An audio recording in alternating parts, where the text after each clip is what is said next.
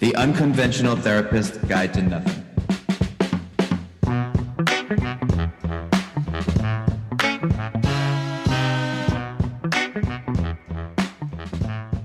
Hey everyone, we are the Unconventional Therapists, and this is your guide to nothing, where every week we take a topic, theme, or thing, overanalyze it, and make it all make sense in the scheme of life, living, and mental health. My name is Dave. I am joined here with my co-host, Greg, aka Dr. Dunch. Oh, God. Well, wrong doctor. I just say that because we were just talking about that doctor off air because he has the same nickname as the person we're going to talk about today. Because you think he's cute and you forgive him for everything he's done. But he's actually a bum, right? Oh, yeah, that's true. He's no good. But no, we're talking about a different Dr. Death here.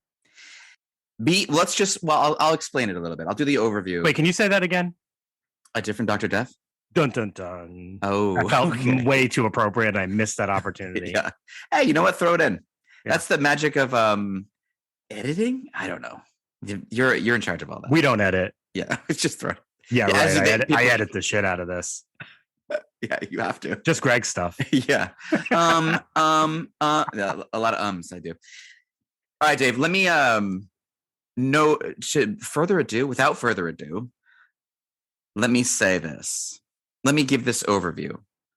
Between the years of 1990, I'm glad they were going to the 90s. Anyways, between the years of 1990 and 1998, Dr. Jack Kevorkian would assist 130 patients in their own suicide. Eventually, he would be convicted of second-degree murder and serve 8 years, but not before starting a nationwide conversation about an individual with a terminal, incurable illness to have the autonomy to decide how to die with dignity, I think, was his goal. But there's a lot to talk about here, Dave. A lot. Dun, dun, dun. Dun, dun, dun, for sure. You didn't pause at the appropriate spots. I had to do it in an inappropriate spot. I'm sorry, but do you remember this whole thing? Greg, I suggested it. Yo, okay. Well, I don't know if I was very much, I guess we were right at that age where this was very happening. We were 10, 11 years old. We were ripe for the pickings on this one. I knew all about it. I was Dr. Death. All right, Greg. Okay, all right, sorry. Crazy question here. Okay. You remember everything about Dr. Kevorkian, but so many other things didn't impact you as much. Like Heaven's Gate, it felt like that was like could care less. Flip on your radar at that time. But Dr. Kevorkian, yeah. I mean, granted, yes, this was huge on me for me too. I definitely have a lot of recollection of this whole period. I do know why. I do know why it stuck with me so much, and I think a lot of it had to do. And we'll talk about this. I had to do with that Catholic guilt. My family was not feeling Jack Kevorkian. They thought this. So your family wasn't? Yeah, no, they weren't into him. Do you always agree with your family, Greg? When I was 9, yeah. So would you say you were more of a follower within the family? That's right. Now I'm a black sheep. Yeah. Look at me now, Dad. Or whatever. Okay. All right. So before we get to Dr. Kevorkian, I thought it's helpful for people to understand what we're talking about here. Okay. I mean, other than your delicious overview that you just It was clunky this time, but that's okay. I appreciate it. I mean, you said without further ado, but I thought it was much ado about nothing. So well, I think that both are fine. So we're talking here about euthanasia. Which is the practice of intentionally ending life to eliminate pain and suffering. Yeah. You confused yourself. I thought we were talking about the youth in Asia. Also an excellent topic. Yeah, maybe next week. Man, they're up and coming these days, I tell you. Right. Like K-pop. That's what I thought. Are we doing K-pop? South Korea. Okay, sorry. This is insensitive, so please go ahead. All right. So, yeah, where do I even go with what you just were talking about? I don't even know. All right, so euthanasia is what we're talking about here. And currently, I'm just going to throw the stat out and then we can get into our bigger story. Currently, physician-assisted suicide is legal in 11 states, one of them being Montana, which is it's legal under court ruling. Yeah, so it's still pretty stigmatized. Yeah, I think like Maine is in there, which I was surprised about. Oregon is like one that always stuck out to me because there's a pretty popular case of somebody going to Oregon just for that reason. and a few others. So yeah, so Dr. Kevorkian is the one that kind of brought this to national attention, right? Yeah. So I just have a quick question as you're saying that. And I wonder politically, and you might not have the answer to this, like, is this a conservative, like, are the conservatives wanting to legalize this, or is this a liberal type thing? I said, all right, so I think we can answer that question. We can? Oregon? Oh. One of the most liberal states you can possibly get to. Yeah, 100%, I would say liberal, because the you'll probably get to later, the Catholic aspect, the religious aspect, it would be more ruling against this, right? Yeah, so it was like, you would think part of the conservative agenda would be like, keep the government out of my business, and then there's like your body. See, I guess that makes sense. All right, I was just curious about that for a second, but go ahead. Yeah. What do you want? Bio? Let's do the bio. Let's start off with a little bit of Dr. Kevorkian. So, born in Pontiac, Michigan, May 26th, 1928. His parents came to America to flee the Armenian genocide of 1915, which I only mentioned that. This isn't a history lesson, but it plays a role. I mean, his parents would tell him nightly stories of genocide, which is, terrifying, but it made him question his belief in God, which plays a role in this. Also made him pretty comfortable, or at least very familiar with the idea of death.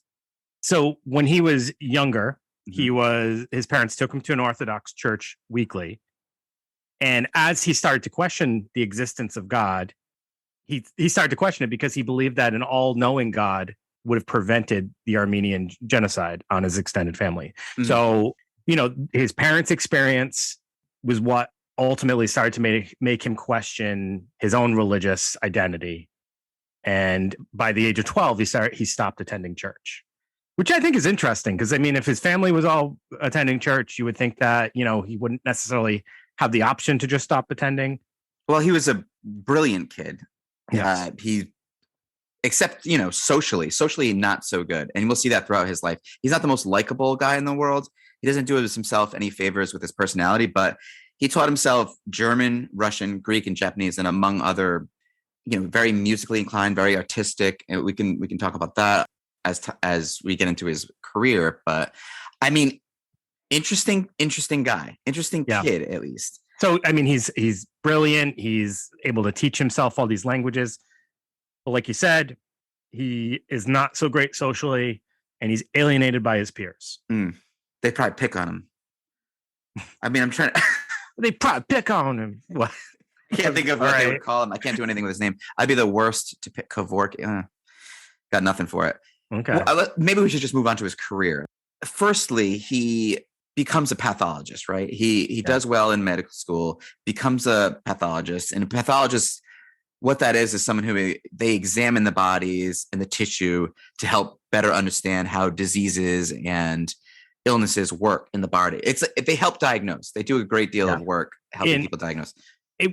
Within this role, you're right, though. He's brilliant, but he's not good at executing or selling his ideas, because his ideas are very just like out of the normal way of thinking. So the way he presents things, it like reading it, I'm like, oh, that makes a lot of sense. But it's very extreme and kind of like a little off-putting. So one of the things he proposes in 1959, he writes this journal that proposes that prisoners condemned to death by the due process of law be allowed to submit by their own free choice to have medical examination under complete anesthesia as a form of essentially like experimenting, right? Experimenting on live people.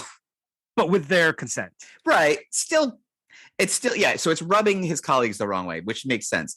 He does a lot of weird things like this. I don't know if you read that he experimented with blood transfusions with corpses, which is, like you said, like on paper, it's like, okay, so if you get to the blood of a corpse within a certain amount of time, maybe that would be useful. This would be great if we could find this. This would be great for war.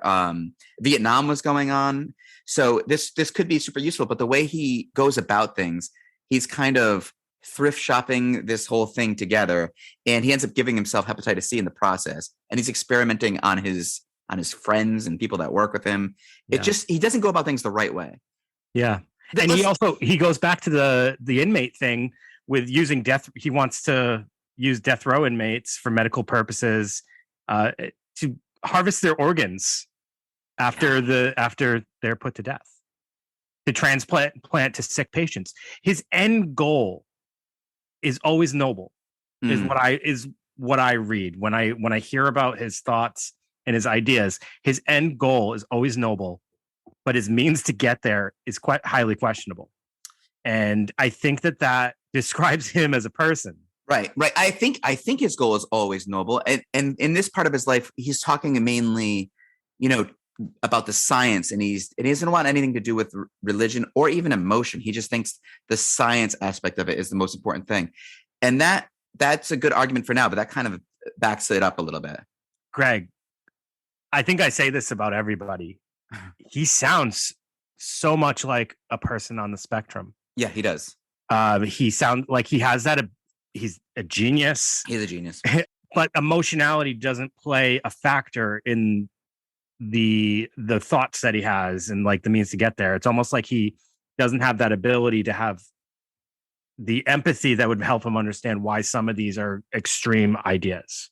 So what's ironic about not having the emotions is when he starts to argue his point about euthanasia and physician-assisted suicide, emotion plays a huge role in making that palatable for the public, doesn't it? Yeah. I mean, it really does play a huge role. It's not just the science. It's look at this person and you feel terrible for what they're going through. And it's the emotion that almost makes it okay. Another weird thing he did was he was into the idea of male in vitro fertilization. Yeah. So, I mean, if you're hanging around your doctor friends and you're saying, I think I'm going to try to impregnate a man, and he had the guy picked out. It was Arnold Schwarzenegger. No, well, it was his buddy. I can't remember his name, but he was a med tech that stayed with him and helped him procure supplies from thrift shops, which he would use on patients. So that's another thing that kind of rubs people the wrong way. He wasn't. He was so cheap. And Dave, I've heard you call yourself cheap, so I'm not trying to like hurt your feelings. I mean, I enjoy going to Savers, and Salvation Army. But what if you were going to Savers and then you see a doctor there? You run into your whatever Dave's PCP is, and he's buying syringes, and then the next thing you know, you're in there and he's sticking one in your arm. It's not a good look for a doctor. It's just not. I don't know that they sell syringes at the thrift stores that I go to, but I might be going to the wrong ones. He also had a weird cable access show. He tried to do a documentary based on Handel's Messiah, which is a piece of music based around the life of Jesus. And he's an atheist. And see, all these things were flops. None of them worked out. And so he starts to shift his focus to somehow. Do you know how he gets interested in the concept of euthanasia? No, not really. There's this one story, and they didn't point to it saying that this is the reason, but early in his residency, he did have a patient, a woman, who was dying of liver cancer, and he had wrote something along the lines of her stomach had distended so much and was so swollen that he could see through her skin became transparent. And he talked about the kind of pain that must have been. And so he decided, I am assuming, between this and then the way his mother died really painfully, he thinks that there should be a more humane way for people to exit. I'm going to say I don't disagree with him. I think that he brings up a great thought. Just to go back a step, you had talked about the blood transfusions. His purpose for that, like he brought that to the military because he thought they might be interested in doing that when, like, during war times, right? It's a great while they're idea. at battle, because it's like a way of quickly helping wounded soldiers and utilizing the ones that have passed, obviously. But the Pentagon was not interested. Shame on them. They weren't open to this amazing idea. Yeah, but does this? So I wish I knew. I'm so ignorant that I don't know. Can you do that now? Is that a thing, or is that still off the table? Because I know he tried it on a bunch of people, and like half the people died. Why don't you revisit this, Greg? I'm going to get back to you on that. Go to the Pentagon. Yeah, guys, I've got a great idea. I just have to be able to sell it a little bit better. Somebody needs to listen. I think we're going to have to start getting into why this idea is controversial. I don't want to go into the pros and cons and how we feel. And let me give us a little bit of a walking up to, or how this came about, and then we can kind of get into that. Okay. So in the 80s, he writing a series of articles for a German journal, laying out his thinkings about the ethics of euthanasia. So this was clearly after that experience he had that you were referring to, Greg. In 1987, he starts advertising in a Detroit newspaper. I would love to see this advertisement, but he's advertising as a physician consultant for death counseling. Like, that's going to catch your eye when you see that advertisement for sure. The first public assisted suicide was Janet Atkins, who we're going to get back to later because there's a little fact about her. Well, a little tidbit about her we'll learn later. She was a 54-year-old woman diagnosed with Alzheimer's disease, and that took place in 1990. Now, he was charged, but the murder charges were dropped on December 13th of 1990 due to there being no laws in Michigan that said you couldn't assist suicide at the time. Mm-hmm. But in 1991, Michigan revoked his medical license, and they made it very clear that because of the actions and his involvement in that, there was no way he was going to be practicing medicine or working with any patients in Michigan. So that's kind of like his start up into, the 130 cases that we end up seeing. I think, as you mentioned something about his writings in a German journal, I think something I hadn't quite thought of yet is the controversy, or maybe the reason why this rubs people the wrong way, is the eugenics program that the Germans and the Nazis had in World War II. Like, they would kill the people, babies that were born deformed, or people who were mentally ill, or people that had really limiting physical ailments, and they would kill them. And I think that rubs people the wrong way. Anytime and they would probably frame it as mercy killing, and they would frame it as euthanasia. But now this is something completely different that we're talking about. But that's in the consciousness, especially, at this time. Well, Something else that might rub people the wrong way was that he was using a device called the Thanatron, which actually translates to death machine. Yeah. And he made it himself from thrift shop stuff, for real. It's amazing. I made this. We're talking about euthanasia. I think maybe we can just briefly talk about how he does it. Okay. So he has a device, right, that he's constructed. The individual pushes a button which releases drugs or chemicals that would end their own life. So that type of euthanasia is actually like they're doing it. They're right. Doing it, yeah. They're in control. 2 of the deaths out of like all the cases were assisted by means of a device which was delivering the drugs intravenously through thrift store needles. No, I don't know that. Probably.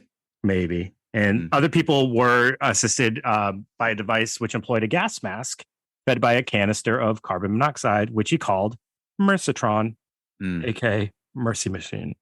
So he's just so weird. It doesn't help. And you have to remember, these early cases, these people, some of them are being so they're dying with dignity, but they're dying with dignity inside of his van.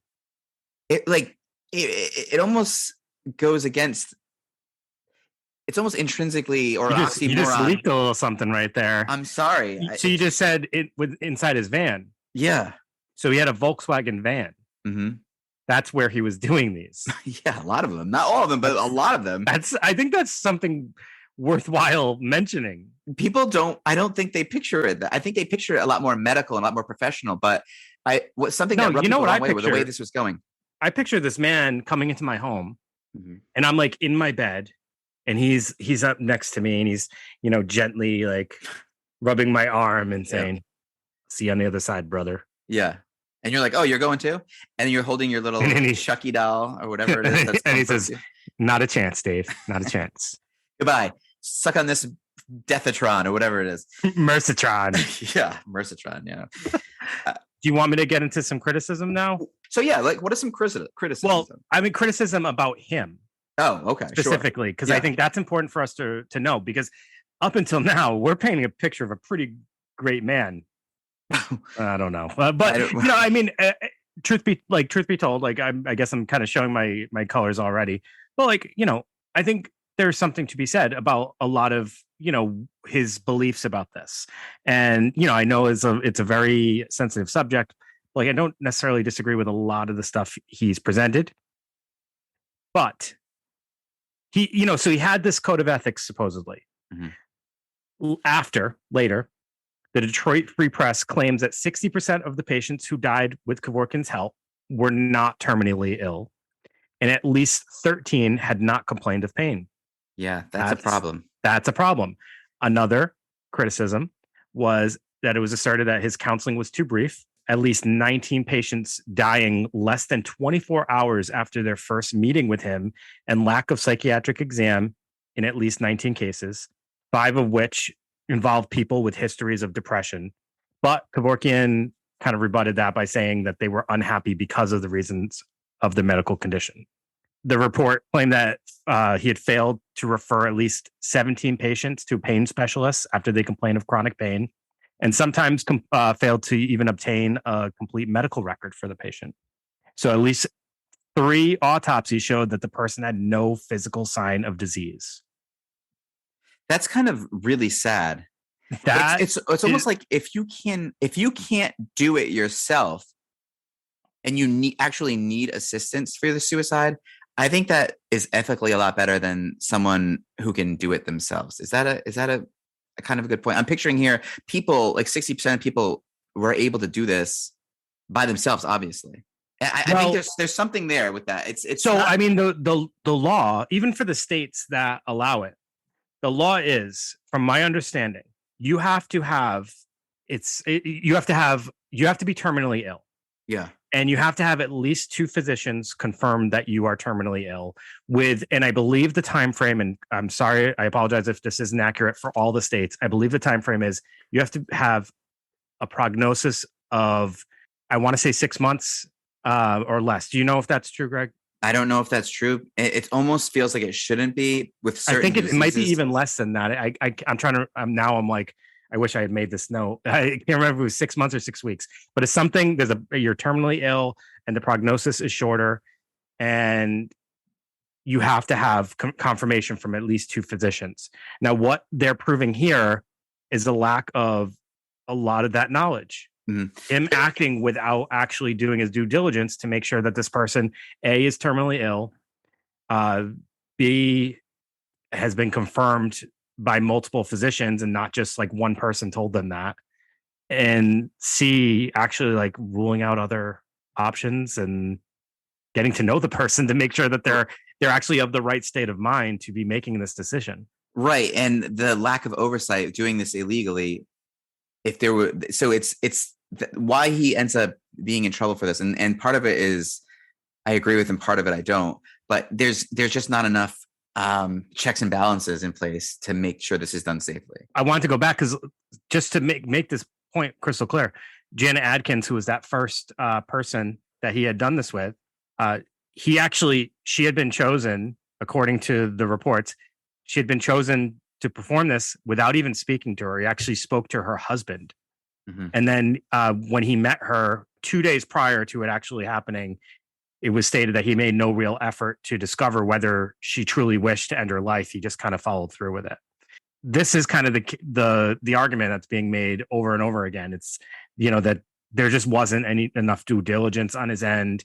And he makes this statement that also doesn't really make it better for him, because at one point he's interviewed by Sanjay Gupta, who I think we still hear about today. Oh yeah. During this time, CNN medical correspondent. Yeah. But he says, what difference does it make if someone is terminally ill? No, if someone is terminal, we're all terminal. In his view, a patient had to be suffering, but did not have to be suffering to be terminally ill to be assisted in committing suicide. So that statement doesn't necessarily help the arguments that are being made, because he's kind of saying, like, I don't necessarily care if they're terminally ill from a disease, we're all going to die at some point. I can kind of read through the lines and understand what he's saying in that, though. One of the reasons why I sort of lean in favor of this is, so even if maybe it's not going to kill you, but it might kill what makes you, you know, like if you're like an athlete and you get ALS and you can't even swallow or, you know, clean your own body, then that loss of dignity you might not be dying for another 4 or 5 years, but what made you is gone. And maybe that's fair. Or people that are in like one of these locked in comas where all they can move is their eyes and they can hear and feel and see, but they're not allowed to participate in the world around them. Maybe they can live for years and years, but are they really living? I think the quality of life comes into question here. Well, Greg, let me ask you this then. Okay. Does that still stand with some of the other reports? There was an article by The Economist that suggested that even though some had worsening illnesses, it was not usually terminal. Autopsy showed that 5 people had no diseases at all. Little over a third were in pain, and some presumably suffered from no more than hypochondria or depression. So that's asking whether or not Kevorkian was right. I'm just talking from the stance of physician-assisted suicide done the right way. Kevorkian made a lot of mistakes. All right. Thank you for clarifying that. Now, let me ask you this question.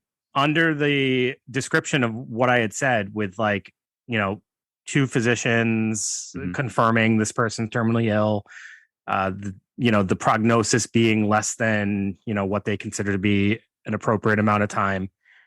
Is that what you're saying you can prescribe to as far as like that being agreeable, or could you even expand on that? I would expand on it to the point where this, for me, would have to be a panel of a certain number of doctors, maybe 3 doctors, and you know it when you see it, right? It's like you would just a case by case situation, a decision. That sounds rather subjective, and it sounds terrible me saying that too, because you're still taking the autonomy away from someone to do what they want with their own their self-determination. I think that puts too much faith in people to be able to make a decision like that. And like, I can almost picture it going both ways, where sometimes, like you said, that autonomy would be taken away from somebody that really is determined that that's the avenue they need to go. And at other times they would grant it to someone who maybe would have the opportunity at some point to improve or have a different change of mind at some point. Well, that's a funny thing that you're talking about there. That's one of the drawbacks of this, because incurable disease, there's lots of diseases that were incurable and then one day they're curable. So it's this thing, you're robbing yourself the opportunity of hope. You're robbing other people who will be affected by your death. And maybe people who, I mean, this is more of like an existential sort of, I don't know, but the people's whose lives you affect in your future. I mean, do you have any responsibility to them at all? Is that, I don't know. It's a very difficult conversation. Yeah. So, I mean, all right, I hear what you're saying. I think there's so many different scenarios that could be thrown at you that might challenge that thought. Sometimes, like, so the way it stands for those states that it's legal, I kind of am completely comfortable with that. Like, I'm like, you have this short period of time. The prognosis is rather short. It's terminal. It's, you know, you're of clear choice to say like this, I want to go out with death with dignity is the phrase used, right? Yeah. I love that phrase because I think that that's actually something that feels important. There's so many diseases that really just make somebody, they take everything out of a person. I've seen it in my own family. MS is really tough. ALS, you're right. There's whatever, you know, Robin Williams, that's a great example of, you know, it's not that these people don't love themselves in their lives. They love their lives so much that they can't bear to see what they know as themselves destroyed by a disease. They don't want to see that. They want to have some control over this uncontrollable phenomenon that's happening to them. And they want to take some power back in their life. And it's hard to argue against that in some cases. And it's harder for us to accept it as the living than it is for the person dying, I would imagine. What about this? Like, why is it okay for us to decide for our unconscious mind? So why can we decide right now? I can write on my license or whatever you would write it. Do not resuscitate. Leave me alone. Take me off all the machines if this happens to me. But when you're actually going through it, you're not allowed to say, I don't want this. You can only decide that ahead of time. There's something strange about that, isn't there? Mm-hmm. We put ourselves in this impossible to imagine scenario and say, like, oh, I'm going to make this. This is what I would want to happen. We have no idea. I say it all the time to my kids. Like, and I don't want to be crass, but like, if you say don't resuscitate me. Well, if I'm in a position where you have to, my children are, you know, not to be crass, but people use that example all the time. Like, wipe me. They have to wipe me. I don't. Push me on a block of ice to see or something. Don't you say it every day as you walk out the door to go to work? Hey, kids, I'll see you later. Remember, don't resuscitate me. Yeah. Anything happens, pull that plug. Thanks. Yeah. Bye. All right. Well, God forbid nothing. You want to know something interesting about this, especially from the Jack Kevorkian where I was growing up, is like the religious argument. Now, there's something extremely interesting where religion will tell you that if you commit suicide, your soul is condemned to hell. But, and I can already get the little tingles of the Catholic guilt about the things I'm about to say. Saul, who is a very famous figure in the Bible, fell on his sword. Quote, that's a quote from the Bible. I don't think he was just the worst warrior ever that it fell onto his sword. He committed suicide. And so did Samson. Do you know the story of Samson? He goes blind and he pushes that whole building down and it all crumbles on him. That's committing suicide. Yeah. And Jesus decided when and how he was going to die in a way, right? He allowed himself, and that's right. He died for our sins, right? And listen, I'm not saying anything bad about Jesus. Would never do it. Paul Charpentier would. I mean, he'll hang up on this podcast right now. He'll never listen again. But I'm just saying, like, we have this idea of being able to choose to die with dignity for the right reasons. And even some of our religious figures have done this. And I wouldn't obviously you don't call it suicide, but I don't know. What do you think about that, Dave? So was Jesus the first example of euthanasia? It was active euthanasia. Active euthanasia is killing a patient by active means. So was Pontius Pilate like the first assisted? He was like, "You sure you want to do this?" And Jesus was like, "I have to do this." Jesus, this is gonna hurt. This isn't good. Don't do this. And he's like, it's for their sins. Well, Dave. I mean, we got to move on from this, dude. I'm gonna get struck by lightning. You said a comment earlier about how this relates to another religious view, and it's like about people's bodies. Yeah. And it does come back to that, right? And that's what this is about. Yeah. It's about us having autonomy over our own bodies. I guess what I'm asking you, if I don't know if you're about to answer it, but what is the sin in suicide? Why is it bad? So that would be a religious question, wouldn't it? Yeah. I don't know. Because I think, I don't know, like, obviously, because you're talking about sin, but I mean it from from a right or wrong standpoint, we're talking about the reason why it's a sin is because we're essentially ending a life that, like, we're taking it as if we gave ourselves life and we did not, right? So from the religious standpoint, we were given life. So who are we to remove it, right? So it's not ours to take, in a sense. Okay. Yeah, you're exact. That's where I take it. So on a religious and that's kind of where this argument comes to play, I think, and that's why this whole euthanasia would be so wrong, right? Because again, we're having someone assist us with ending our life that's not ours to end. Right. And it's also this idea that your life is part of a plan. And if you cut that plan short, you've interfered with the plan for your life, God's plan for your life. Sure. And maybe you're putting into motion things that aren't supposed to go a certain way. And maybe part of that's true. Maybe there's something to that. Not even speaking from a religious standpoint, I think there is something to that. The best example of this whole argument is, and I'm not remembering the person's name, as I'm not going to go into the whole full story, but it's the girl who had terminal cancer that went to Oregon knowing she only had this short period of time to live, and wanted to go out with dignity, knowing that if she remained alive for any longer, it was going to involve pain, it was going to involve suffering. Her life was over no matter what. There was no treatment that was going to cure her. So she goes to Oregon to die peacefully with her family, with her partner. And how beautiful is that? Yeah. Somebody who knows that their life, if they don't take this step, is going to end miserably. You know, they could probably still recreate some of that. They could probably still have their family, their, you know, her husband there or boyfriend, whoever it was. You could probably still do that. But the way she decided to do it was like, I'm going to turn this thing that's going to be really horrible for everybody to witness and to watch and to go through. And I'm actually going to turn into this thing that's rather peaceful. Mm-hmm.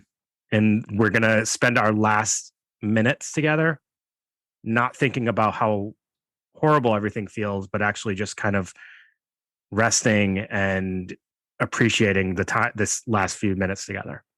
I think it's beautiful. I do too. And you're making me think of people who, you know, maybe they've been through a few rounds of chemo and radiation, and they say, you know what, I'm not doing it again. I'm going to just let things happen the way they're supposed to happen. But it doesn't that feel, is that similar? Or it doesn't, to me, it feels very different than what's going on here with like euthanasia and the physician. So what you're talking about is somebody actively making the decision, I'm no longer going to go through treatment because I don't want to deal with the side effects of treatment, right? Right. And you're right. I think that's another argument. That's like another layer to the argument. Like, is that okay? There is actually treatment that could possibly extend their life. Not like, you know, in all honesty, a lot of cases, it, you know, the potential for something to return or reoccur or it just extends it a little more is always there. But like that kind of goes against this, right? Well, it goes against the idea of it extends their life, but lessens their quality of life. Yeah. So quality of life is the key. No, actually, what you said earlier is the key. Autonomy is the key. Okay. The people's ability. I'm not disagreeing with you. I'm actually agreeing with the point you made. Yeah. It's people's ability to decide what my course of life should be and how I want to live it. Yeah. And like when we're dictating, like, no, you have to go through those steps if you want to do this. You have to receive treatment, and then now your, you know, prognosis is only this amount of time. So now you have this option. Like that feels wrong. It does. And it also feels wrong almost advocating for this from our point of view, because we devoted our lives to preventing suicide. So it's a weird conversation to have. Is it strange that I personally don't view this as suicide? And like, I know it's wrong because it is suicide, but it feels different. No, and that's the thing when I brought up Jesus and Saul, and that's why I brought up these religious things, because it's not suicide if you're taking a choice and you're doing it for what you think is the greater good, either for someone else or for yourself. Like if I'm on a bridge somehow and if I, you know, my teenage son is holding my hand and we're dangling there, and if I let go, he's going to survive and he's going to be able to pull himself up. But if I keep holding on, we're both going to go. If I let go, I've just committed suicide. But did I? Right. You know? Oh, if we watch that in an action movie or in any movie, we'd be like, oh, he's a hero. Yeah. It's like that movie, The Good Son. That's what I was thinking. When she's holding the two kids and she lets her own kid go. Yeah. Oh, that's rough. That's a tough call. I don't know if I'd be able to do that. Even if my kid was the worst, I'd probably let the other kid go. Who's Macaulay Culkin? Yeah.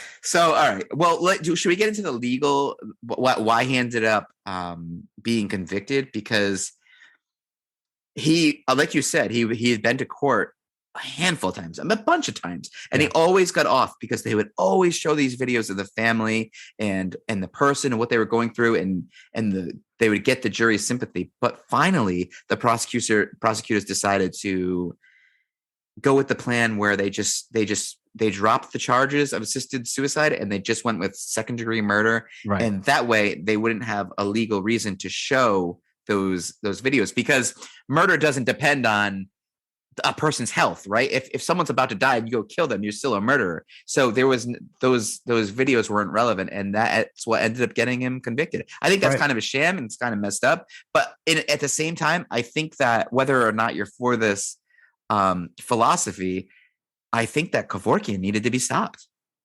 So but he did. These are reports made against him. Yeah, and he doesn't. We don't hear a ton of like his, rebuttals to these reports. So it would be interesting to know like everything, just to know everything. He does say though, it was almost impossible to follow his own code of ethics or his own, like his way of doing it. Like people made it impossible for him. Yeah. So it would be interesting to know what he meant by that. Like what roadblocks came into place that prevented him from doing some of the due diligence that needed to be done. So he was convicted in 1999. So he started around 1990 with that first case that I mentioned earlier, and he was doing them right up until 1998. 130 a lot from 1990 to 1998. He was a busy man. Mm-hmm.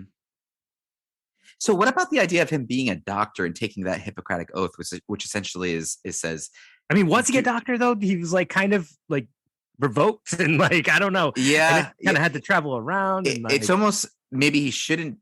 Maybe this shouldn't come from someone who is a doctor. Maybe it needs to be a different profession because to do no harm, right? And he was always talking about keeping the emotion out of it. And if you keep completely keep the emotion out of what you're doing as a doctor, your job is to keep an organism alive at all costs. Yeah. So he can't say that he's keeping the emotion out of it while relying on emotion to make his case. It doesn't make a whole lot of sense. So he only served 8 years out of a 10 to 25 year prison sentence. He was released in 2007 in the condition that he was not to offer advice about, participate in, or be present or act in any type of euthanasia event. And he was also not allowed to promote or talk about the procedure of assisted suicide.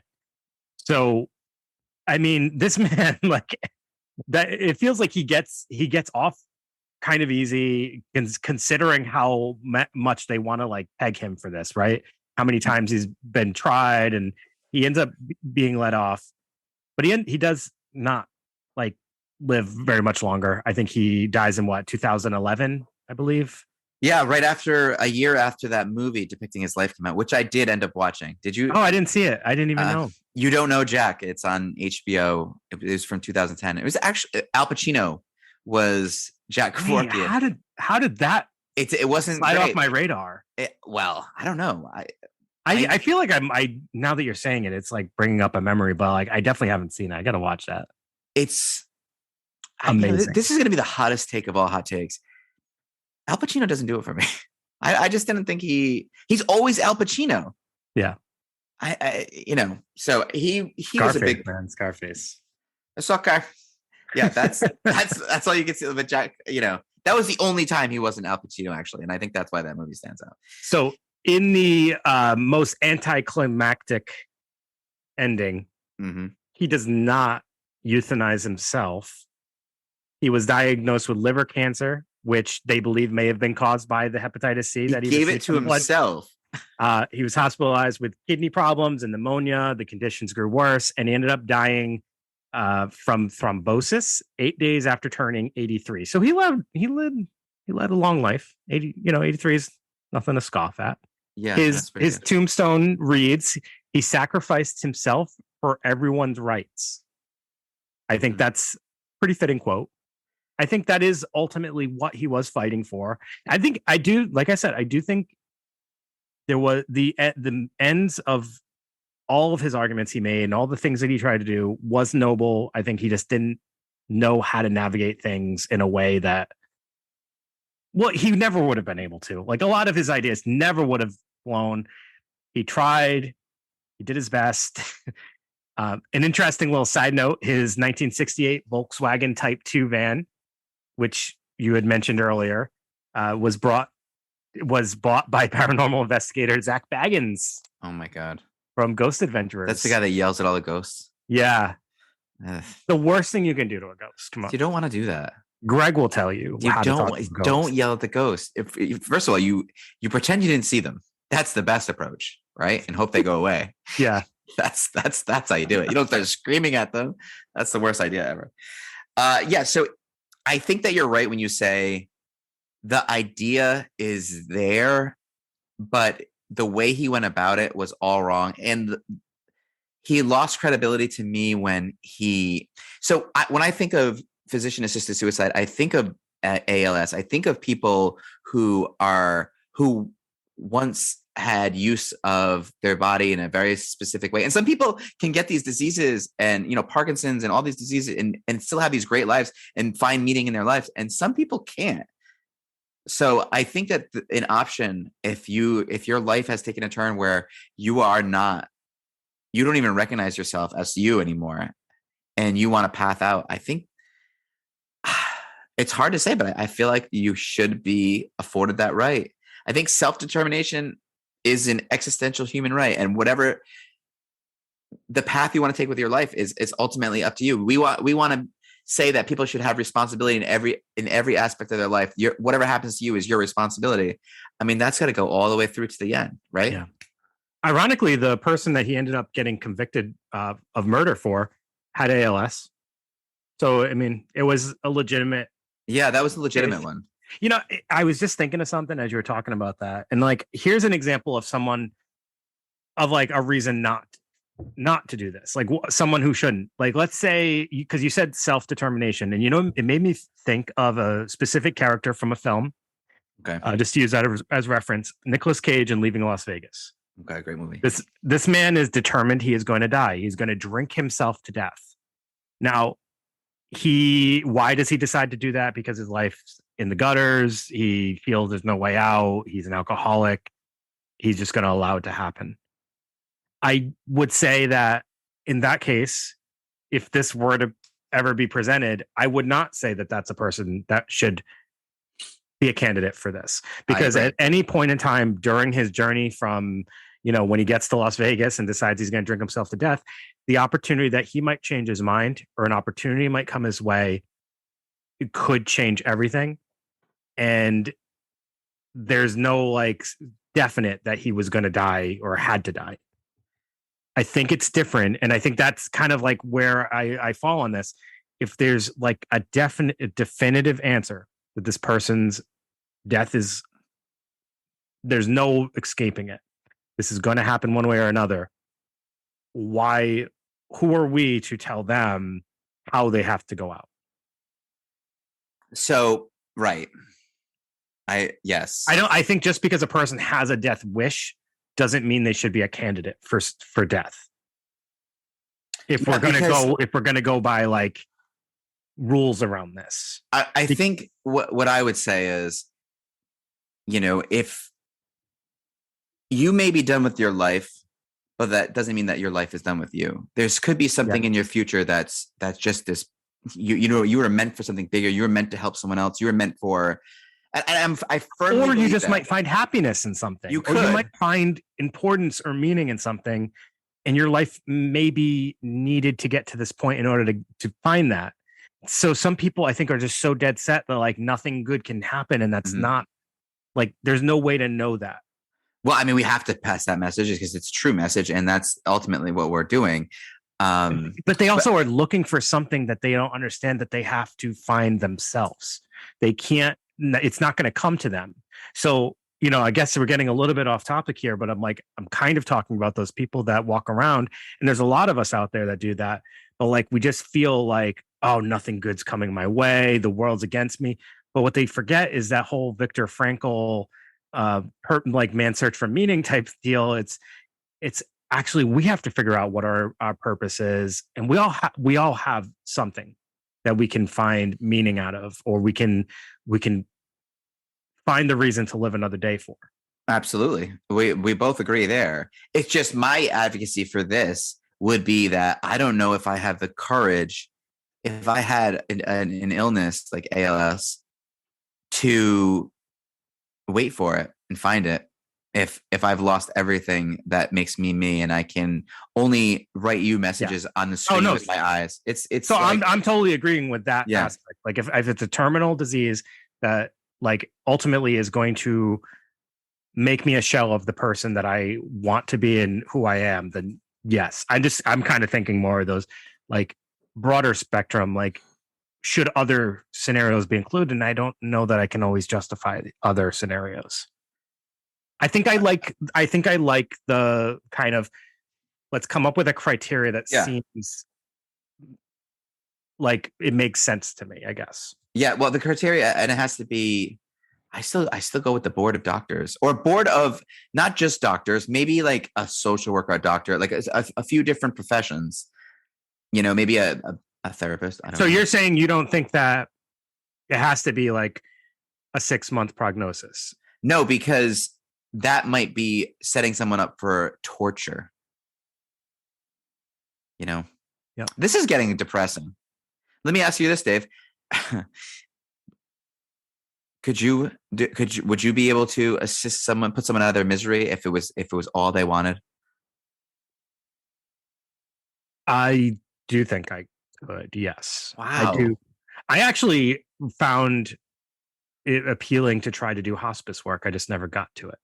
Well, hospice is interesting because that's the alternative to this, isn't it? In a way, I don't know how new hospice is, but it's another way of helping people die with dignity, and helping them realize they're not a burden. It's a pleasure to help them. And it's interesting because I do have the pleasure of working with some aging individuals who have some developmental disabilities and some physical disabilities, and I watch them and I think about their inability to communicate sometimes, and how like even if this was something that they were interested in, they wouldn't be able to tell someone. Yeah, that's sad to me, because sometimes I watch their the life that they're living, and I'm like, wow, I wonder how this would feel if I was in their position. Would I want to continue this way? Yeah, and I know that we don't even have time to get into it, but it's almost like that there's a slippery slope argument there too, where the criteria, where does it end?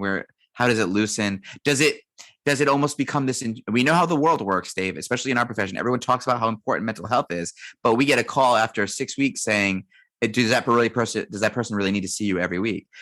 Would this turn into the kind of thing where it's, hey, this person qualifies for assisted suicide. They've been hanging around too long and they're costing us a ton of money, and almost like a forced thing. You could see this kind of thing happening. Yeah. Which is... And what I was just thinking about as we're saying this, like, so how the argument was made about a lot of his patients having depression, and he would make the rebuttal that like, well, yeah, they're depressed because of their medical conditions. But like, all right, so I wonder if they're also saying like, if someone has a history of depression or some other mental health disease, illness, does that make them now not able to qualify to make the decision that they want to move forward with assisted suicide? Because they feel like they're not of the right, frame of mind to make a judgment call like that. I wonder if I would have to look into that more. That's messed up too, because that's just someone who was feeling something at a certain time and wanted help for it. And then you have to carry this diagnosis around. But that's a whole nother conversation. Yeah. I mean, how would you expect somebody who's like terminally ill and even considering assisted suicide to not be experiencing depression or have had some bouts of depression at some point? I mean, impossible, right? I would imagine. All right, Dave. Well, here's a cheery one. Hopefully, we're doing something on Pippi Longstocking or rainbows. We have a good one next week. Okay, it's gonna be uplifting, sort of. Oh, okay. I wouldn't say uplifting. Actually, I made that up. Okay, I was gonna say that's rare. So thank you everyone for listening. Hope you enjoyed this conversation, and we would love to hear other people's thoughts about this and not just ours. And we are always open to hearing different opinions than our own. So if you have one, please feel free to drop us a line on social media or wherever else, in person. Come to our office and tell us how we suck. Yeah. Whatever. Just don't put it online. Just come to it. Tell us in person. Appreciate that. Tell us in person. Say it to my face. So thank you everybody for listening. Have a great night. We'll see you next week. See you next week.